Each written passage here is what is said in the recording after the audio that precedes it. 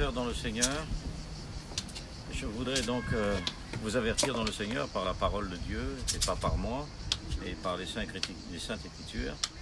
Ceux qui connaissent la Bible découvrent le temps que nous vivons. Nous vivons des temps fâcheux, nous vivons les derniers temps.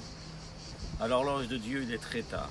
Nous sommes entrés dans la dernière heure finale. Nous comptons en secondes, et ce n'est pas certainement pas les événements qui a fixé le temps du retour de Jésus-Christ. Les événements ne sont que le signe par rapport à son retour. Mais heureux et saints ceux qui ont part à la première résurrection, la seconde mort n'a pas de pouvoir sur eux.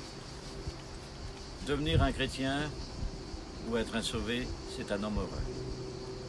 Devant les choses qui sont devant nous, où notre liberté, elle est scellée, brisée, anéantie, puisque le passeport, maintenant, dans quelques jours, il va être en vigueur, à partir de lundi, et les mois qui va vivre, va devenir meublé, encore plus grand, où la loi va s'élargir.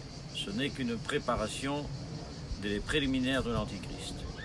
Nous vivons le temps de la grâce, et dans la grâce, l'Apocalypse dit, voici, nous dit bien sûr, je te garderai en dehors de la tentation qui va venir sur les habitants de la terre.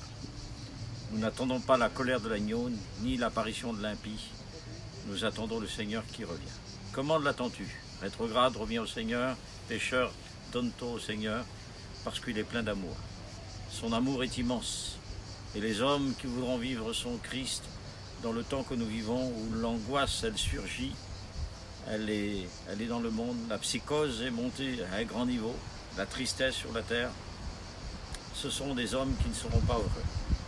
Mais les hommes heureux, c'est les cœurs purs, c'est ceux qui sont dans le Seigneur, c'est ceux qui ont la parole, et ceux qui sont sanctifiés par la parole, ceux qui sont préservés par le Seigneur. Alors je voudrais m'adresser aux chrétiens, veillez et priez, afin de ne pas tomber en tentation, parce que nous ne savons pas comment, les jours devant nous, comment ça va aller. Nous rentrons encore dans un tunnel, et le temps est court. Aux serviteurs de Dieu, faites la mission que Dieu vous a donnée, et à ceux qui travaillent pour le Seigneur, moissonnez, parce que la nuit vient où personne ne pourra travailler.